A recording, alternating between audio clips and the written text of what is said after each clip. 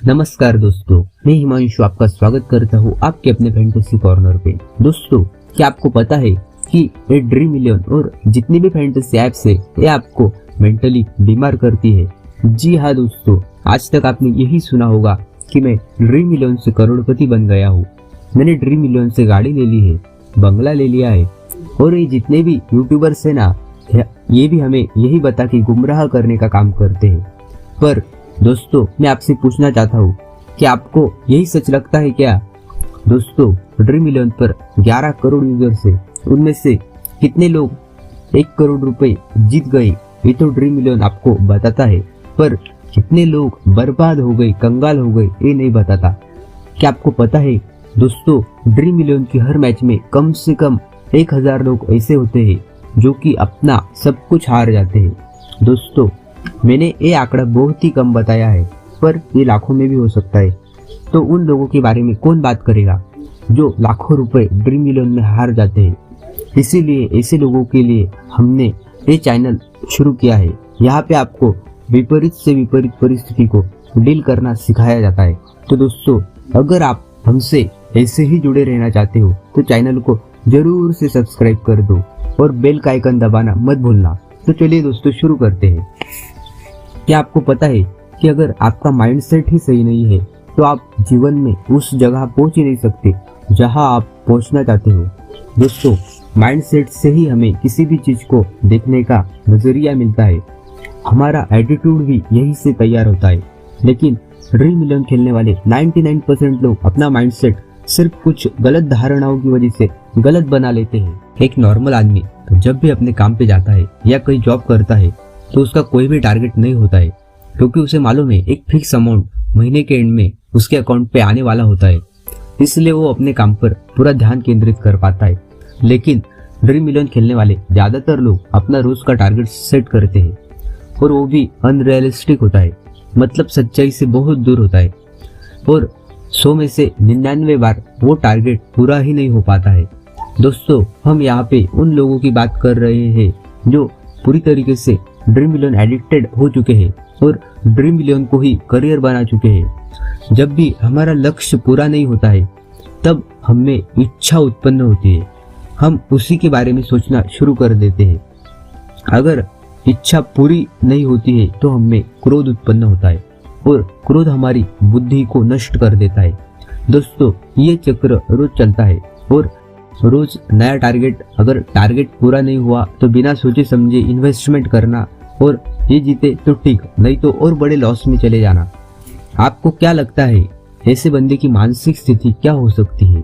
जिस बंदे को रोज ड्रीम मिलियन से निराशा ही मिल रही है, उसका लॉस बढ़ता ही जा रहा है। आपको क्या लगता है क्या होता होगा उसके दिमाग के साथ, और वो बंदा किसे दोष दे जिसके साथ ये हो रहा है? दोस्तों, ऐसा व्यक्ति खुद को ही दोष देने लगता है, पर इसमें क्या वाकई उसका खुद का दोष है? उसका इंटेंशन तो बस यही था ना कि मैं अपना पैसा बढ़ाऊं, इसमें गलत क्या था? और जो लीग वो हारा है उसमें भी उसका दोष नहीं होता है, क्योंकि हर कोई जीतने के लिए ही खेलता है। अगर सामने वाला ओपोनेंट उससे स्ट्रांग मिल गया तो उस बंदे का क्या दोष है? क्या आपने कभी इन सवालों के बारे में सोचा था? अगर हम थोड़ी और बारीकी से समझे तो हमें ये दिखाई देगा कि ड्रीम मिलियन में पैसा तेजी से बढ़ता है और तेजी से घटता भी है। दोस्तों, ये तेजी हमारे लिए घातक साबित होती है। हम बचपन में यही सीखते आए हैं कि धैर्य रखो, धैर्य रखो, सब कुछ मिलेगा, पर हम क्या करते हैं? दोस्तों, ये तेजी लालच के कारण आती है, और आप जितना बड़ा इन्वेस्टमेंट करोगे उतना ही ज्यादा आपको प्रॉफिट या लॉस होगा। यहाँ पे हमें सिर्फ प्रॉफिट ही समझ में आता है, पर लॉस समझ में नहीं आता। दोस्तों, मैं अपने एक्सपीरियंस के साथ आपको पूरी गारंटी के साथ ये कहना चाहता हूँ कि आप लॉन्ग टर्म में ड्रीम मिलियन या कोई भी फैंटेसी ऐप में प्रॉफिट में रह ही नहीं सकते हो, और इसका कारण है मानवीय स्वभाव। दोस्तों, भगवान ने मानव को ऐसा ही बनाया है, लालची। वो हर चीज की अति करता है, प्रॉफिट दिखा तो लगा दिया पूरा पैसा, पर वो प्रोबेबिलिटी और विनिंग परसेंटेज के बारे में सोचता ही नहीं है।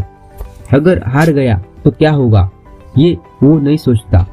दोस्तों जब भी ज्यादा प्रॉफिट हो तो हमें और ज्यादा सावधान हो जाना चाहिए, क्योंकि ज्यादा खुशी आने वाले दुख का संकेत होती है। दोस्तों आप इस चीज पर विश्वास नहीं करेंगे, पर यही हमारे शास्त्रों में हमारे पूर्वजों ने कुछ सोच समझकर ही लिखी होगी। अब हम देखते हैं दोस्तों कि हमारी मानसिक स्वास्थ्य पर इस हार जीत के और सुख दुख के चक्र को कैसे रिस्पॉन्ड करता है। दोस्तों भगवान ने हमें इमोशनल बनाया है।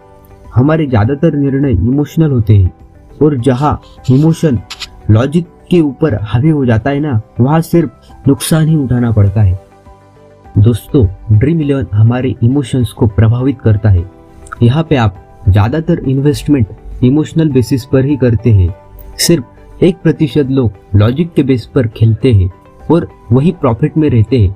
दोस्तों अगर आप इमोशनल इन्वेस्टमेंट करते हो तो आप लॉस में ही जाओगे, भले ही एक आध मैच जीत जाओगे, पर लॉन्ग टर्म में आप कभी भी प्रॉफिट में नहीं रहोगे। और लॉस मतलब दुख, अपने आप को कोसना, दोष देना, अपनी सेल्फ स्टीम को खुद ही नीचे ले आना, और वो भी अपने ही नजर में, कॉन्फिडेंस चला जाना, झूठ बोलना, स्थिति को उसके वास्तविक स्वरूप में न देख पाना, डे ड्रीमिंग करना, अपनी अलग ही दुनिया बना लेना, सोशली खुद को कट ऑफ कर लेना, निराश हो जाना और छोटी छोटी बातों पे रिएक्ट कर देना, ये क्या है? यही तो मानसिक बीमारी के लक्षण है ना। दोस्तों अगर आप लॉन्ग टर्म में खेलने वाले फैंटेसी प्लेयर हो तो आप आसानी से अपने आप को इन सब चीजों से रिलेट कर पा रहे होंगे। तो दोस्तों आज की इस वीडियो में हमने कैसे हम ड्रीम 11 से मानसिक तौर पर बीमार होते हैं ये डिटेल में समझा। ये सब समझने के बाद भी आप अगर ड्रीम 11 खेलते हो तो आपको इस दुनिया में कोई भी बर्बाद होने से नहीं रोक सकता। इस दुनिया में पैसे कमाने के लाखों तरीके हैं, फिर भी क्यों आप सिर्फ एक पे ही अटके हो? दोस्तों मूव ऑन करो। इस दुनिया में और भी ऐसे कई क्षेत्र हैं जो बाहें खोल के आपका स्वागत करेंगे। श्री कृष्ण ने भगवत गीता में अर्जुन से आखिर में यही कहा था, यथेच्छसि तथा कुरु, क्योंकि मैंने सारा ज्ञान तुझे पहले ही दे दिया है। और दोस्तों अर्जुन ने भी तब अपने कमजोरियों पे विजय पाके युद्ध लड़ा था। दोस्तों अब ये आप पे डिपेंड करता है कि आप अर्जुन बनकर युद्ध करना चाहते हो या फिर ड्रीम 11 की दलदल में और नीचे खिसकना चाहते हो। दोस्तों अगर ये वीडियो आपको थोड़ी सी भी हेल्पफुल लगे तो आप इसे लाइक कर देना, और इसी तरीके की और भी फैंटेसी रिलेटेड वीडियोस के लिए चैनल को सब्सक्राइब करना मत भूलना। दोस्तों अगर आप भी अपनी कमजोरी को अपनी शक्ति बनाना चाहते हो तो वीडियो को जरूर से शेयर करो, क्योंकि खुशियां बांटने से बढ़ती है। जय हिंद, वंदे मातरम।